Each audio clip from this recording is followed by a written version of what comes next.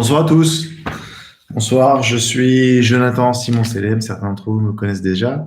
Je suis l'auteur, entre autres, des vrais protocoles des sages de Sion, l'intégrale du premier congrès sioniste, et qui contient également les principaux discours des deuxième jusqu'au sixième congrès sionistes. Un ouvrage qui a beaucoup plu, les amoureux d'histoire juive, d'Israël, du sionisme. Et aujourd'hui, je m'apprête à discuter avec vous d'un autre sujet. Je n'avais pas prévu de le faire tout de suite, mais il se trouve que l'actualité en parle, donc j'en profite des quelques connaissances et savoirs que j'ai pu accaparer ces derniers mois, alors que je travaillais sur mon prochain ouvrage sur Chaim Weizmann. Donc j'ai quelques documents originaux comme celui-ci, mais il y en a d'autres, des plus anciens. Chaim Weizmann fut intégré au mouvement sioniste dès sa création en 1897, et il ira tout au bout du processus puisqu'il deviendra même le premier président de l'État d'Israël. Et donc au milieu, il a des occupations extrêmement importantes, président de l'Agence juive entre autres, qui est l'organe fondateur. Voilà. Et il se trouve que Chaim Weizmann a suivi tout le processus du moment où on voulait créer un État juif, où les Juifs voulaient créer un État juif pour pouvoir être en sécurité et être autodéterminés, c'est-à-dire choisir leur propre destin et pas être une identité parmi une nation où on sera forcément rejeté à cause de l'antisémitisme, comme c'est partout à travers le monde. Ça a été le cas en France, en Allemagne, bien entendu, mais également dans les pays arabes. Donc ça, c'était le programme de Chaim Weizmann. Pour cela, il faut comprendre à quoi ressemblait la Palestine en 1920 pour comprendre ce qu'elle est devenue aujourd'hui. Et j'espère vraiment que cette vidéo sera regardée par des personnes qui s'intéressent au conflit israélo-palestinien, parce que ce que je vais décrire ici, ce sont des faits. Ce n'est pas la vision d'un sioniste, c'est des faits historiques qui sont vérifiables et qui pourraient vous surprendre. Et la raison pour laquelle je fais cette vidéo, c'est parce que le Premier ministre israélien est actuellement en train de, dit-on, vouloir annexer une partie de la Judée-Samarie, mal nommée en français Cisjordanie. Il faut savoir que Cisjordanie vient du mot Transjordanie. Ce sont les deux rives du fleuve du Jourdain qui séparent la Jordanie d'Israël. Mais depuis que la Transjordanie n'existe plus, la Cisjordanie ne devrait plus exister. Et le nom original de la Cisjordanie, c'est la Judée et la Samarie. La Judée vient à inventer le mot juif, les juifs viennent de Judée, et la Samarie, les Samaritains, qui vivent encore d'ailleurs en Samarie. Bref, je veux vous expliquer à quoi ressemblait la Palestine en 1920 pour comprendre celle d'aujourd'hui. Pour cela, il faut imaginer qu'en 1920, la Palestine, ce qu'on appelait la Palestine, c'était sous mandat britannique, ça appartenait aux Anglais. Et dans cette Palestine, il y avait toute la Jordanie actuelle. Si vous prenez une carte, vous regardez la Jordanie, vous regardez la Cisjordanie, donc la Judée-Samarie, vous regardez Israël et vous regardez Gaza. Et tout ça, de la mer jusqu'à très très loin, c'était la Palestine mandataire. Et ensuite, elle a été fractionnée, refractionnée, etc., etc. Bref, mettons-nous en condition, nous sommes le 2 novembre 1917, en fin de Première Guerre mondiale. Les Anglais ont une idée brillante, à mes yeux, mais ce n'est pas un avis d'historien, c'est juste un avis personnel. Ils décident que les Juifs devraient pouvoir avoir leur propre État. Et pour cela, on leur dit, vous allez obtenir, grâce à cette déclaration, la déclaration Balfour, du nom du ministre des Affaires étrangères britannique, vous allez pouvoir créer dans le futur un foyer national juif. Un an et demi plus tard, 3 janvier 1919, Chaim Weizmann rencontre l'émir Faisal. Alors l'émir Faisal, c'est celui qui règne un peu dans la région, le roi un petit peu, si on veut. Il n'est pas encore roi à cette époque-là, mais c'est le dirigeant des Arabes et des musulmans dans la région. Et c'est Lawrence d'Arabie, le célèbre Lawrence d'Arabie britannique, qui est à Amman à ce moment-là et à Aqaba, donc en Jordanie, ce qui est devenu la Jordanie, ce qui était la Transjordanie, donc sous le mandat britannique toujours, sous gouvernance britannique. Et donc Lawrence d'Arabie organise une rencontre entre Weizmann et Faisal, ils deviennent amis et ils se rencontrent à Paris où ils signent des accords Weizmann-Faisal ou Faisal-Weizmann, vous pouvez regarder sur Internet. C'est les premiers accords de paix israélo-arabe. Dans cet accord, Faisal s'engage a accepté l'existence d'un État juif sur l'intégralité de la Palestine mandataire, donc de la mer jusqu'au fleuve, hein, vraiment toute la Palestine. Et il dit en échange, je veux qu'on me laisse gérer un État pan-arabe sur tout le Moyen-Orient. Et tout le monde dit, bah, d'accord, vous avez votre État, super État, nous on a notre petit État, tout le monde est content, tout le monde peut avancer et travailler ensemble pour créer une économie ensemble et chacun pour son peuple, mais dans l'intérêt de tous. Le seul problème, c'est que 1901, comme à son habitude, la France vient mettre son grain de sel et vient tout briser. Elle vient briser l'accord Faisal. Entre-temps, Faisal, il est à Damas, il devient le roi de Syrie, il est devenu le roi de Syrie et la France vient tout casser. Elle fait fuir Faisal, qui était devenu roi d'Irak, roi du Hejaz, roi de Syrie. Elle le fait fuir, elle lui casse son rêve de panarabisme, avec malgré tout l'accord avec les Juifs. Et donc, elle le fait fuir. Et donc, l'accord de paix est brisé. On est à San Remo. Ce sont les accords de San Remo après la Première Guerre mondiale. On se divise un peu la région. Les Français vont redessiner avec Sykes-Picot les accords, les frontières libano-syriennes. Et les Anglais vont avoir pour mission, et c'est un argument encore légal qui tient encore aujourd'hui, de donner un État juif pour les Juifs. Tout simplement, leur mission, selon la Société des Nations de l'époque, c'est de dire vous allez avoir votre État, selon, comme l'a dit la déclaration Balfour. Et donc, le moment où je veux vous y emmener, où je veux vous emmener maintenant, c'est en 1947. Juillet 47, c'est un discours officiel de l'ONU. Il se trouve qu'à cette époque-là, on ne savait toujours pas si les Juifs allaient devoir vivre sous domination musulmane en Palestine ou s'ils allaient pouvoir avoir leur propre État et travailler de concert avec les Arabes qui auront leur propre État.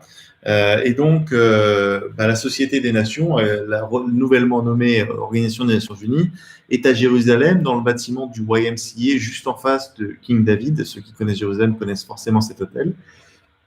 Et une dizaine de membres de pays membres vont interroger des Juifs et des Arabes, entre autres, sur la situation et sur la meilleure solution à adopter. Est-ce qu'il faut faire une partition, donner un État juif à un État arabe ou non?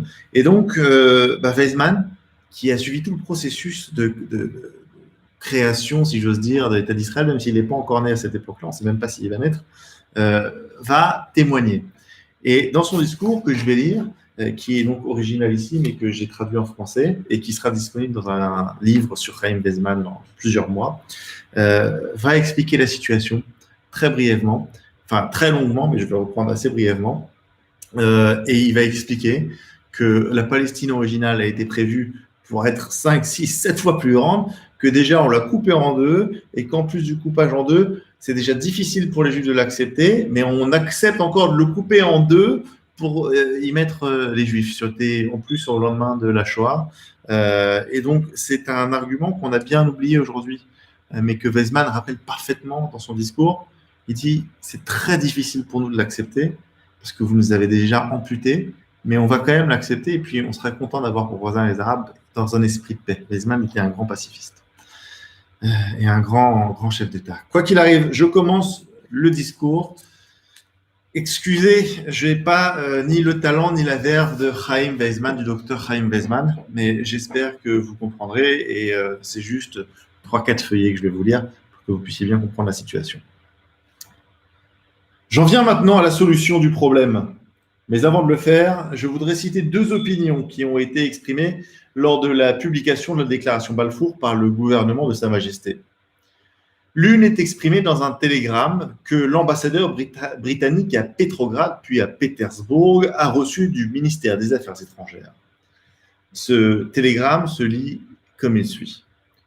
Le gouvernement britannique a publié une déclaration officielle concernant le rétablissement d'un État juif en Palestine. Notez le mot rétablissement, dit Weizmann. Rétablissement et non établissement.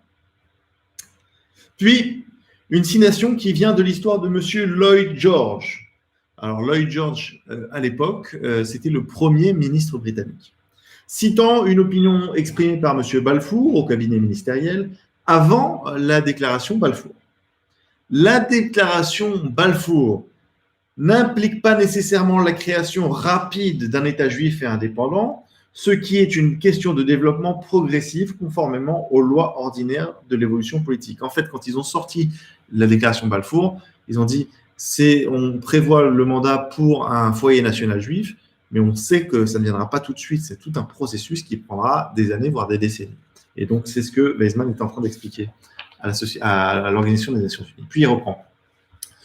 La même opinion a été exprimée par M. Winston Churchill lui-même devant la Commission royale. Donc, à mon humble avis, il ne fait aucun doute que ce que le gouvernement britannique avait en tête à l'époque de la déclaration Balfour était que par l'effort et le temps, un État juif se développerait en Palestine. À cette époque, la Palestine signifiait non seulement la Palestine occidentale, donc celle qu'on connaît aujourd'hui, Israël, mais aussi la Transjordanie, donc aujourd'hui la Jordanie.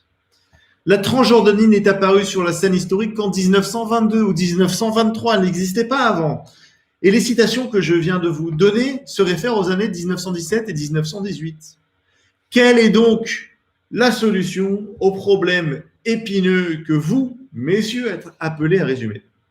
Et cela peut vous paraître quelque peu audacieux si je fais une proposition provisoire, mais mon expérience et ma contribution à la construction de la Palestine m'encouragent à parler de ce sujet. Il faut aussi comprendre, je n'arrête pas de parler de Palestine, c'est que jusqu'en 1947-1948, les Palestiniens sont des Juifs, ce n'est pas les musulmans ou des chrétiens. Les Palestiniens sont principalement considérés comme Juifs. Et quand on disait à un Arabe, tu es un Palestinien, il se faisait cracher dessus, ceux qui disaient ça. Bon. Bref, on reprend. Il ne fait aucun doute que la Palestine a été promise lorsque la déclaration a été donnée. Je reprends, excusez-moi.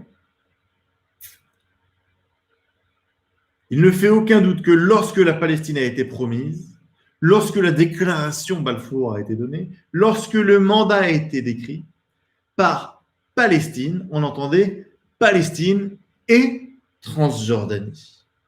Puis, la Transjordanie a été coupée, séparée. Comme vous le savez, la taille de la Transjordanie est beaucoup plus grande que celle de la Palestine actuelle, plus de 3 fois plus grande. Et voici une sorte d'ironie. D'abord, vous amputez la Palestine, qui nous était promise, vous coupez un pays avec un autre qui fait 3, 4, 5 fois la taille de la Palestine, puis vous vous retournez contre les pauvres sionistes que nous sommes et vous nous dites « Vous êtes un pays beaucoup trop petit, vous n'avez pas le droit d'y emmener une population trop grande, vous ne devez pas déplacer les autres populations vers chez vous ou à l'extérieur de chez vous. Nous ne pouvons pas permettre cela, et ainsi de suite. » Je pense que ceci n'est pas une partie de cricket, messieurs, et ce n'est pas très équitable de votre part. Soit vous ne coupez pas le territoire promis, soit vous le faites, et dans ce cas-là, vous ne pouvez pas nous critiquer et nous dire que nous essayons de faire venir une population dans un pays qui est trop petit pour l'accueillir. Weizmann est hors de lui. En fait, messieurs, ce que nous essayons de faire depuis ce temps, par l'ingéniosité et le développement scientifique, c'est d'augmenter la taille de notre pays. Et comme nous ne pouvons pas l'augmenter matériellement ou géographiquement, nous avons essayé de l'augmenter en faisant pousser 2 brins d'herbe là où un seul brin d'herbe poussait, en faisant pousser 4 tomates là où une seule tomate poussait. C'est notre affaire depuis l'amputation de la Palestine. Et cela a été fait et ça a été acté. Et donc, je ne reviendrai pas sur cette amputation. Mais je me rends compte aussi d'une chose, c'est que pour avoir la paix dans ce pays, la stabilité au Moyen-Orient, nous avons une grande responsabilité, et cette responsabilité, c'est de ne pas troubler cette partie du monde. Alors, quels sont les avantages de la partition d'un État juif et d'un État arabe? Cela représente, à mon avis, 2 grands avantages. C'est d'abord définitif, et deuxièmement, cela aide à dissiper certaines craintes de nos amis arabes. Je ne dis pas que vous dissiperiez facilement toutes les craintes de nos amis arabes. La peur n'est pas une question de logique, c'est une question d'émotion, et la réaction émotionnelle ne peut pas être dissipée par la performance logique. Mais en tout cas, nous pouvons faire tout ce que nous pouvons, nous devons faire tout ce que nous pouvons pour aider à l'avenir à atténuer la peur des Arabes. Si c'est définitif, si cette solution de partition est définitive, les Arabes le sauront et les Juifs sauront de leur côté qu'ils ne pourront pas empiéter sur le domaine de l'autre. Pour nous, cela signifie également autre chose. Cela signifie l'égalité de statut avec nos voisins arabes. La condition la plus importante pour de bonnes relations entre nous et eux.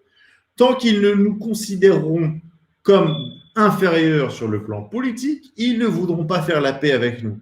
C'est donc une solution souhaitable, même si elle représente, comme je l'ai souligné par ailleurs, un nouveau grand sacrifice de la part du peuple juif. Elle ne peut pas être réduite, elle ne peut pas être négociée. Et la partie de la Palestine qui resterait après la partition doit être quelque chose dans lequel les Juifs pourraient vivre et dans lequel nous pourrions amener 1,5 million de personnes assez rapidement. La Palestine juive ne doit pas être un endroit réservé aux tombes, aux cimetières, ou comme vous le voyez parfois, écrit dans les tramways pleins, place debout uniquement. J'ai donc un appel à adresser à ce distingué comité. Je le prie respectueusement, je vous prie respectueusement que vous arriviez à une décision de ce genre, à une partition, et surtout que vous veillez à ce que cette décision soit exécutée et soit exécutée rapidement. Peut-être qu'à ce stade, et j'en conclurai avec cet exemple, je pourrais vous lire une lettre que j'ai reçue il y a seulement 2 jours de l'un des 2 survivants de la déclaration Balfour qui vous permettra de mieux comprendre les intentions géopolitiques de l'époque et qui vous permettront également de comprendre les intentions positives qu'il faut avoir pour demain. C'est une lettre rédigée par le général Smoot, Jan Smoot. Mon cher docteur Chaim Weizmann, je ne peux imaginer votre angoisse dans un monde qui était si plein d'espoir et qui n'a aujourd'hui que désespoir à montrer. Nous ne pouvons pas défaire le passé, nous ne pouvons qu'essayer de trouver un meilleur chemin vers l'avenir. Et comme je vous l'ai dit à Londres l'année dernière, je ne vois à ce stade triste aucune échappatoire sauf par le biais de la partition. J'avais envie d'une Palestine indivisible, mais après tous ces échecs et ces occasions manquées, je ne vois pas d'autre moyen de sortir de l'impasse actuelle. Hier encore, en m'exprimant au sein de notre Parlement britannique, je me suis exprimé publiquement en faveur de cette solution. La Palestine n'a jamais été divisée dans le passé et peut-être qu'une part équitable de celle-ci pour la communauté juive peut être à nouveau le noyau fertile d'un nouveau foyer national et d'une nouvelle terre sainte. Maintenant qu'une commission de l'Organisation des Nations Unies a été nommée pour rassembler les faits et rechercher les recommandations, mon opinion en tant que l'un des auteurs originaux de la déclaration Balfour peut avoir un certain poids auprès de la Commission. En tout cas, c'est quelque chose de concret et de définitif et non pas un autre ajournement et une nouvelle décision qui ne peut plus tarder.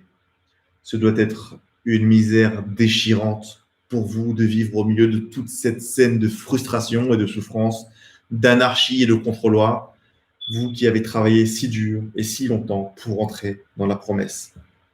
Affectueusement, Jan Smoot, lettre lue par Chaim Weizmann. Donc, vous l'aurez compris, excusez-moi, en 1920 comme en 1947, les choses étaient entièrement différentes.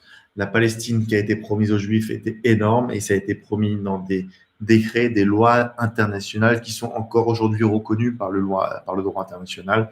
Et en 1947, il y a eu donc une partition, nouvelle partition de la partition originale, c'est-à-dire qu'on est passé de la Palestine globale à la Jordanie et à la Palestine. Et la Palestine a été coupée en 2 dans un État arabe et un État juif.